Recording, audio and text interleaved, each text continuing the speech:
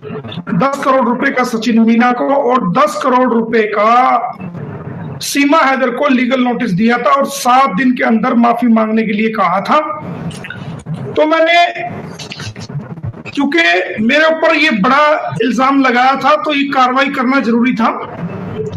तो मैंने आज पुलिस स्टेशन, मैंने ये उसी टाइम पुलिस डिपार्टमेंट के अंदर जो पुलिस थाना है, डॉक्टर एपी सिंह के खिलाफ, सचिन मीना के खिलाफ, सीमा हैदर के खिलाफ और कुछ जो भद्दे कमेंट करते थे, धमकियां देते थे, वो करीब 6 से 7 लोग हैं, उनके खिलाफ मैंने पुलिस स्टेशन के अंदर अपनी कंप्लेंट दर्ज करा दी है। और ये कंप्लेंट की रसीद है, आप देख सकते हैं, ये थाने की मोहर लगी हुई है, आप देख सकते हैं।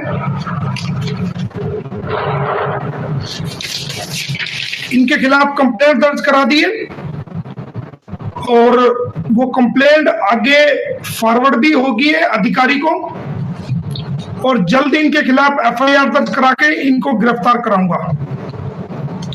ये तो मेरी तरफ से नई अपडेट है जो मैंने क्रिमिनल कार्रवाई डॉक्टर एपी सिंह के खिलाफ, सचिन मीना के खिलाफ और सीमा हैदर के खिलाफ की है, जो इन्होंने मेरे ऊपर इल्जाम लगाया था। इसके अलावा आज मुझे पता चला है कि ये इलेक्शन कमीशन के ऑफिस में जाकर के कोई कंप्लेंट, फर्जी झूठी कंप्लेंट देके आया है। इसको इलेक्शन लड़ने की बहुत जल्दी है, बहुत जल्दी ये टिकट चाहता है और पार्टी से इलेक्शन किसी से भी लड़ना चाहता है, तो इससे रुका नहीं जा रहा है और कोई पार्टी इसको टिकट दे नहीं रही है। ये भाग रहा है इलेक्शन कमीशन के बाद। अरे इलेक्शन कमीशन में किसकी कंप्लेंट दी जाती है?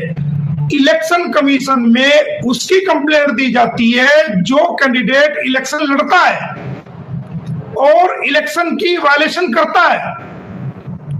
आप किसी भी न्यायालय की प्रोसीडिंग को रोकने के लिए, गुमराह करने के लिए इलेक्शन कमीशन में जाकर के फर्जी कंप्लेंट कर रहे हो और जो कंप्लेंट करी है वो भारत की नागरिक ही नहीं है। सीमा हैदर भारत की नागरिक ही नहीं है, भारत में इलीगल तरीके से आई है, भारत में कोई वोटिंग राइट जो है वो सीमा हैदर को नहीं है। तो जब वोटिंग राइट नहीं है तो इलेक्शन कमीशन में आप क्या लेने गए हो? टिंडे लेने गए हो क्या? क्या लेने गए हो इलेक्शन कमीशन में? आपको कानून पता नहीं है क्या? मुझे लगता है आपको कानून पता नहीं है। आपको नई नई ड्रामेबाजी करनी है, आप कीजिए ड्रामेबाजी, आप कीजिए ना ड्रामेबाजी। हम क्या, हमको इलेक्शन लड़ रहे हैं या हमने कोई नॉमिनेशन फाइल किया है? क्या अपराध किया आप हमें? आप हमारे पे गलत इल्जाम लगा रहे हो। ये सारा ड्रामा है, नए नए ड्रामे मीडिया में आने के लिए, पब्लिसिटी स्टंट है, निराधार है और इनका कोई महत्व नहीं है। हमने क्रिमिनल कार्रवाई की है और हमने कोर्ट की भी कार्रवाई की है। हमने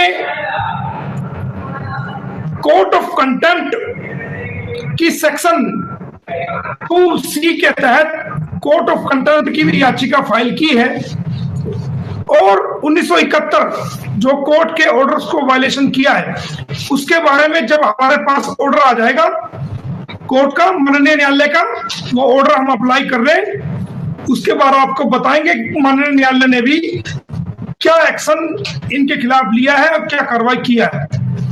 तो अभी इतनी अपडेट है भाइयों, आपको बता दी कि क्रिमिनल कार्रवाई हमने इनके खिलाफ कर दी है थाने के अंदर और इनकी इंक्वायरी चालू हो गई है। और जो ये इलेक्शन कमीशन जाकर ड्रामे कर रहा है ये सिर्फ पब्लिसिटी स्टंट है, कुछ नहीं है। इलेक्शन कमीशन में केवल उन लोगों के खिलाफ दरखास्त दी जाती है जो लोग इलेक्शन लड़ते हैं। इसको पता ही नहीं है कहाँ उल्टे सीधे कानून कैसे कैसे इस्तेमाल कर रहा है। चलो ठीक है, आपको अगर ये नया एक तरीका मिलता है स्टंट करने का तो आप करिए। और इलेक्शन कमीशन में ये भी बता देता कि सीमा हैदर की वोट संख्या किस वार्ड में है। इलेक्शन कमीशन को यह भी बता देता कि सीमा की वोट संख्या किस वार्ड में है। किस हलका में है, किस लोकसभा क्षेत्र में है, किस विधानसभा क्षेत्र में, और सीरियल नंबर क्या है, ये बता दे। बता के आना दम है तो बता। पता ही नहीं कहाँ से आकर के कहाँ जा करके पत्नी क्या क्या करता है। कोई दोस्तों कोई दिक्कत नहीं है, इसको कानून सिखा देंगे हम बढ़िया तरह, और इसको वकालत भी सिखा देंगे कैसे वकालत होती है। कानून हर व्यक्ति के लिए है, गरीब लोगों के लिए है, कमजोर लोगों के लिए भी है, ताकतवर लोगों के लिए भी है। जो कानून की अवहेलना करेगा वो कानून का सजा पाने का हकदार होगा। और जो फर्जीवाड़ा राष्ट्रपति को इन्होंने भेजा है लिख करके ये तलाकशुदा है, उस पे भी ये घबरा गए हैं, बुखला गए हैं, क्योंकि इन्होंने फर्जी लिख करके भेजा है, फर्जी डॉक्यूमेंट का इन्होंने सहारा लिया है। जैसे ही वो डॉक्यूमेंट हमें मिल जाएंगे कानूनी रूप से, हम इनके खिलाफ फर्जीवाड़े के करने, जालसाजी करने, धोखा देने, गलत बयानी करने के जुर्म में भी FIR कराएंगे और कानूनी कार्रवाई करेंगे। और मैं बता दूं कि एक ये इलीगल ट्रेसपासर्स, इलीगल रिलेशन में रहने वाली ये सीमा हैदर कह रही थी कि मोमिन मलिक के पास तो कोई सेविंग के पैसे नहीं है, सेविंग बड़ी रहती है, बड़ी बड़ी। तो इसको बता देना कि क्या हमारे माननीय प्रधानमंत्री श्री नरेंद्र मोदी जी वो भी दाढ़ी रखते हैं बड़ी बड़ी, काफी टाइम से रखते हैं। तो क्या हमारे प्रधानमंत्री जी के पास भी दाढ़ी को सेट करने के लिए या बनाने के लिए पैसे नहीं है क्या? तू हमें कह रही है कि तुम्हारे पास पैसे नहीं है, दाढ़ी नहीं बनाते हो, तू होती कौन है? हम दाढ़ी बनाए या ना बनाए, तू है कौन? तेरे को क्या राइट है? किसने दिया? तो जिसके पास पैसे ना हो, हमारे माननीय प्रधानमंत्री तो सबसे बड़ी पोस्ट पे हैं, तो वो दाढ़ी रख रहे हैं, क्या उनके पास भी पैसे नहीं है क्या? तू हमें पूछ रही है पैसा? तुझे अपनी औकात में रहे, ठीक है? अगर तुझे ज्यादा जल्दी जेल में जाने की हो रही है तो थोड़ा सा टाइम ले, थोड़ा सा सब्र कर। हमने कानूनी कार्रवाई तेरे खिलाफ कर दी है और तेरा ठिकाना जेल है, तू जेल जाएगी। तेरा नाम मुंह बोला भाई बचा सकता है ना कोई और बचा सकता है। कानून का तूने वायलेशन किया है, कानून को तूने तोड़ा है, फर्जीवाड़ा किया है, जालसाजी की है, धोखा किया है, और बहुत सारे हमारे लीगल एक्सपेक्ट को भी तूने तोड़ा मरोड़ा है। तो जल्दी तेरा ठिकाना जेल है, सब्र कर, जल्दी तू जेल जाएगी और सलाखों के पीछे होगी। हमारे कानून के हाथ बहुत लंबे हैं और कानून में सबके लिए जो है न्याय रखा गया है, ठीक है? और जरा संभल के बोला कर कि क्या कह रही है और किसके बारे में कह रही है, ठीक है दोस्तों?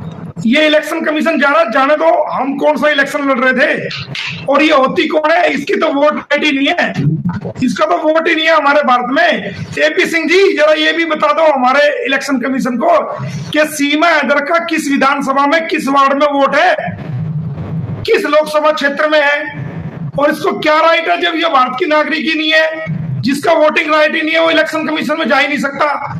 आपको ड्रामा करना है, गेट पे खड़ा होकर मीडिया की प्रसिद्धि पानी है, खड़े होकर दिखा रहे हो वहां, तो दिखाओ, कोई दिक्कत नहीं है, हमें कोई फर्क नहीं पड़ता, हम इसका जवाब देंगे, चिंता ना करें, ठीक है दोस्तों?